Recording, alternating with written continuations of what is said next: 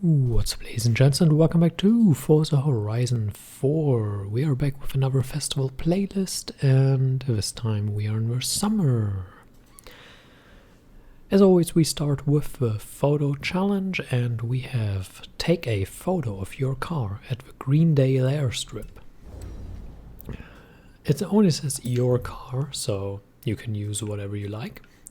That's the first thing. The Greendale airstrip is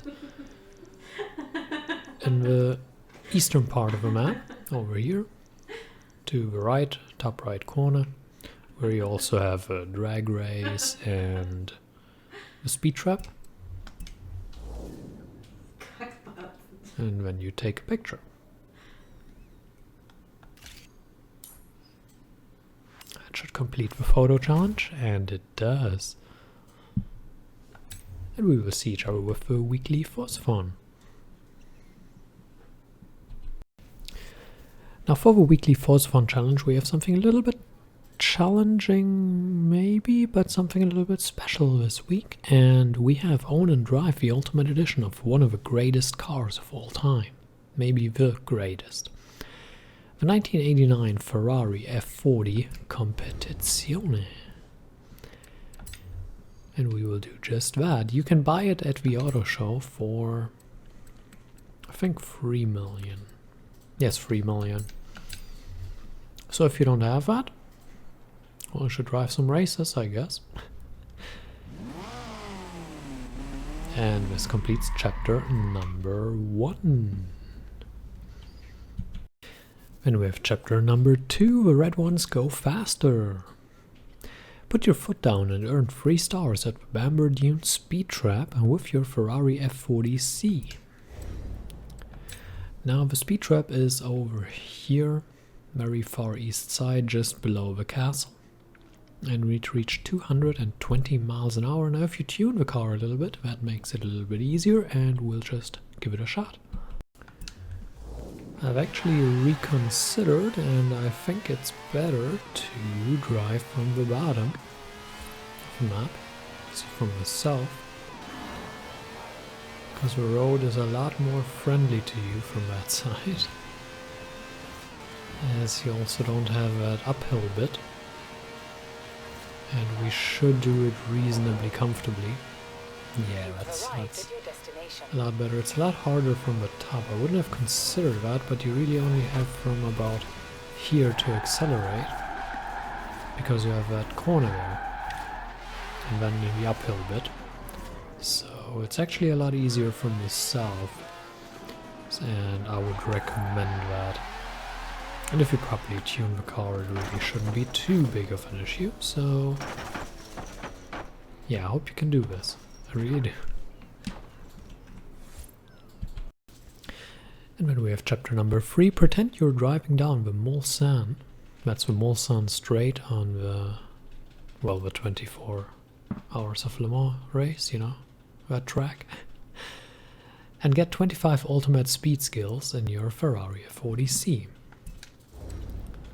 The straight is incredibly long for everyone who doesn't get it, so it's like the ultimate part of Earth where you go fast. Anyway, I'd say you go to the highway and you do what this car does best. Drive quickly and get ultimate speed skills. And once you reach 25, well, you've done it. There's one, and then you just keep on driving. There's another one. There's another one. And another one. And I'd say we see each other once we have 25. And the last one is just a farewell to the car and a swan song to this legendary car. Drive the Ferrari F40C for a total of 24 miles. Where else would you rather be? I can think of a few things, none of which I can say in the video, so I'd say we drive for 24 miles. As always, you can do races, whatever, just drive a distance with a car and you're good, and we'll see each other with the seasonal stunts. So next up we have the stunts, and first we have a danger sign. the Roman ruins one up here in the top left corner. And we need to reach 557.7 feet, which is barely above a 3-star rating. And I'd say we jump right into it. Alright, we just have to hope there is no traffic coming in an unfortunate way, and that should be fine. 557 the target, yes, this is more than fine. 704 rather easily completes this one, and I hope you have no trouble completing this as well, and we'll see each other with the speed trap.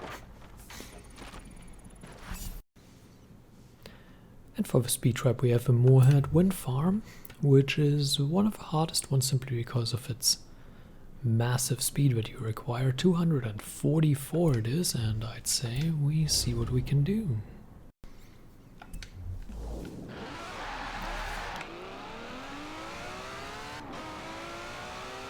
That was the first 100, done relatively quickly. And now it's mostly about not hitting traffic. And there we go.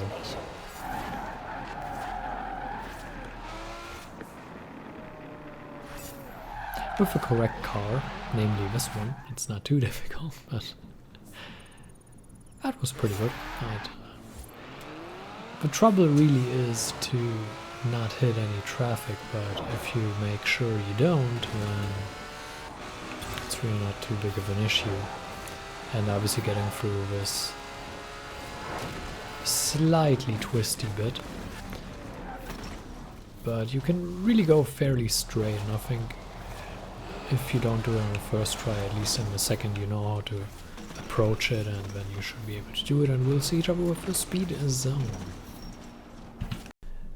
And lastly we have a speed zone as always, and I would say we jump right into it. It's the draft bridge one, and we need to reach 140 miles an hour.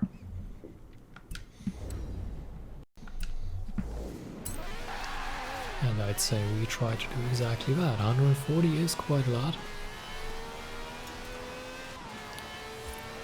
but I hope we can do this relatively comfortably. Now obviously getting through this bridge is the tricky part, and then not losing too much speed here, and whoa, that was close. That was close. So yeah, it's really about getting through the bridge relatively cleanly and then through the last corner without losing too much speed, and then you should be fairly okay. You can do the speed trap from both sides, I believe, although I still think it's harder from the top. Especially with all of this traffic here now. This is a bit ridiculous.